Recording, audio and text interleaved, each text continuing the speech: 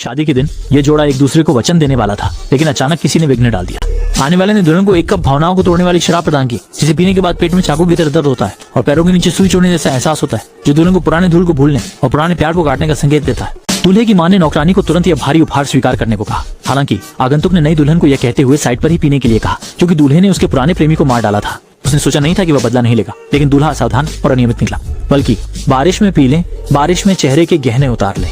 फिर उन्होंने विराम संबंधी पेय लिया। अगले ही क्षण उन्होंने गहने को बेपरवाही से फेंक दिया और विराम पेय को पूरी तरह से जमीन पर उड़ेल दिया। इस समय के स्वभाव ने द्वितीयांग को प्रभावित किया। इस समय पिता ने भी चुप रहकर सहन नहीं किया। बेटी के अपमान का सामना करने पर दोनों पक्ष चेहरे फाड़कर एक घोर युद्ध के लिए तैयार हो सकते हैं। जब अपमान का माहौल बेहद तनावपूर्ण हो गया, तभी बाहर से एक तेज भेड़िए की आवाज ने सब कुछ तोड़ दिया।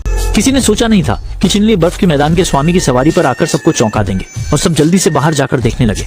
लेकिन आखिर में सबसे उत्तेजित बारिश का शेर दूत यान्यांग द्वारा पकड़ा गया और उसने अपने अधीनस्थों को आदेश दिया कि उसे कमरे में बंद करके देखा जाए। इस समय खिनली को बर्फ के भेड़िए की मदद से आगे बढ़ने में कोई बाधा नहीं थी। बाजुओं में बिजली की रोशनी का जाल। द्वितीयांग अचानक आगे आए और उन्होंने कुछ दांव आजमाए। हालांकि दोनों पक्ष ताइवान जिंग की शक्ति में बराबर थे, इसलिए किनली ने खंडहर में छिपे हुए शून्य स्वर्ग आदेश को तुरंत निकाला। जब शून्य स्वर्ग आदेश आया तो कोई भी नहीं बच सका। स्टार नेबुला पैलेस के लोगों ने फौरन क्वीन लेयली को ब्लैक हेवन का दूत मान लिया। फिर वह जल्दी से यूशी के कमरे में पहुंचे। उसे लिंग टाउन वापस ले जाने की इच्छा रखते थे, लेकिन यूशी ने पूछा क्या यह सच में जबरदस्ती थी, तो क्या वो उससे शादी करेगा जब वह वापस आएगा। खिनली हिम्मत नहीं कर सके जवाब देने की, क्योंकि वह यूशी के प्रति किसी भी प्रकार की पुरुष और महिला की भावना नहीं रखते थे। यूशी ने वह हृदय संदेश निकाल लिया जो किनली ने उसे दिया था, जिस पर स्पष्ट रूप से किनली का लक्ष्य सबसे ऊंचा और सबसे दूरी का आसमान था।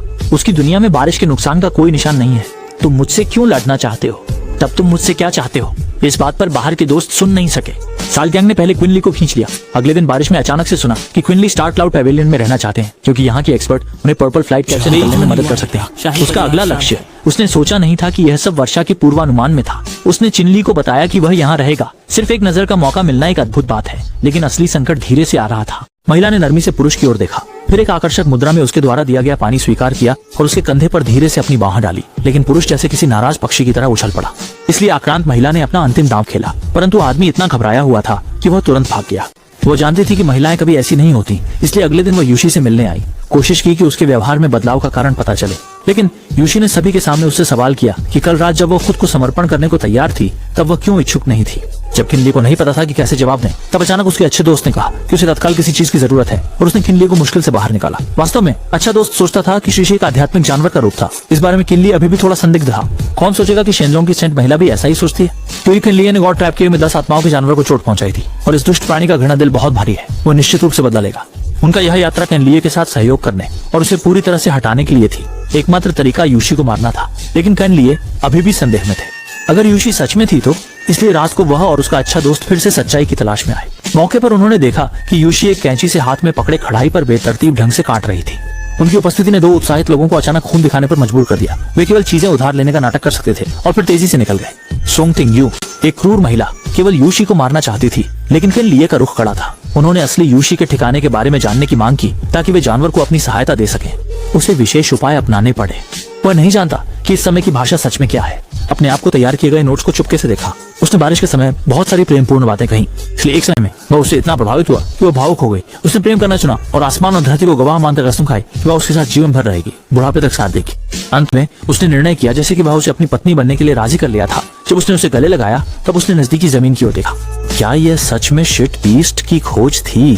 सोंग तिंग्यू ने एक योजना बनाई। उसने पहले किनली मिंग्यू को रिश्ता मांगने भेजा। हालांकि किनली ने सोचा कि सोंग तिंग्यू बहुत गंभीर था और पूरी तरह से भरोसा नहीं कर सकता था, इसलिए उसने अपने अच्छे भाई को ध्रुवीय सर्दी के स्वामी के पास भेजा। उम्मीद है कि नियंत्रण से बाहर की स्थिति में मदद करने में सक्षम होंगे। रास्ते में अच्छे भाई अचानक रेन लॉयन से मिलते हैं। रेन लॉयन ने उसके लिए वही किया जो वह करना चाहता था। भले ही वह जानता था कि यह झूठ है, फिर भी वह इसमें खुशी महसूस करता था। इस समय यू वास्तव में खुद रहा था। उसने गांव यू के दिल में बेहद बुराई देखी। बस मार्गदर्शन और प्रशिक्षण की आवश्यकता है। वह निश्चित रूप से क्वीन ली के साथ विरोधी बन जाएगा और ईविल जनजाति का एक महान जनरल बनेगा।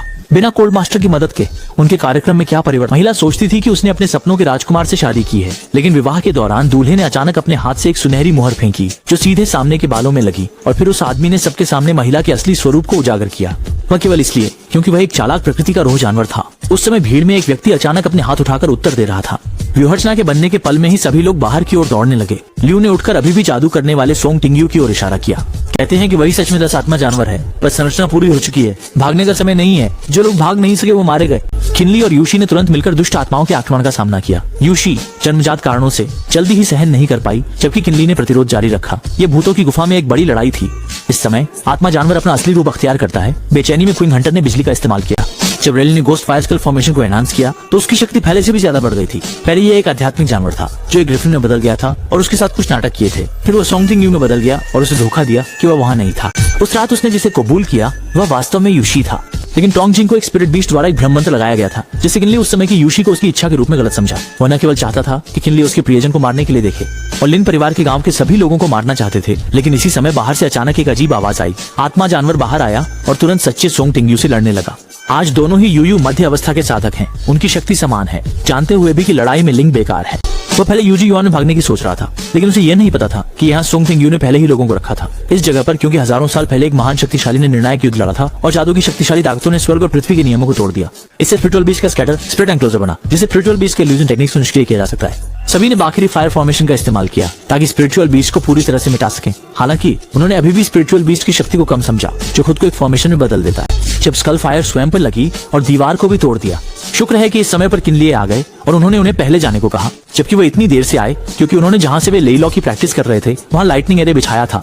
उसकी शक्ति प्रमोशनल रो जानवर से लड़ने के लिए पर्याप्त नहीं थी। जब समय सही था उसने तुरंत हवा की गति का उपयोग कर शिकार किया। हजारों मील दूर बिजली आसमान को चीरती है और तुरंत ही ऊंचाई युआन के ऊपर से कट जाती है। मजबूत बिजली की शक्ति दुनिया को तोड़ सकती है। आत्मा जानवर तुरंत काले धुएं में बदलकर गायब हो जाता है, लेकिन कौन जानता था कि इस दुनिया के आसमान में फिर से घूमते हुए बिजली के तूफान इकट्ठा होने लगेंगे। पता चला क्वीन हंटर ने आत्मा जानवर के साथ खुद को भी नष्ट करने का उपाय इस्तेमाल किया। जब वॉर्टेक्स लाइटनिंग उस पर हमला करने वाली थी, अचानक कोई उसके लिए रास्ता बदल दिया।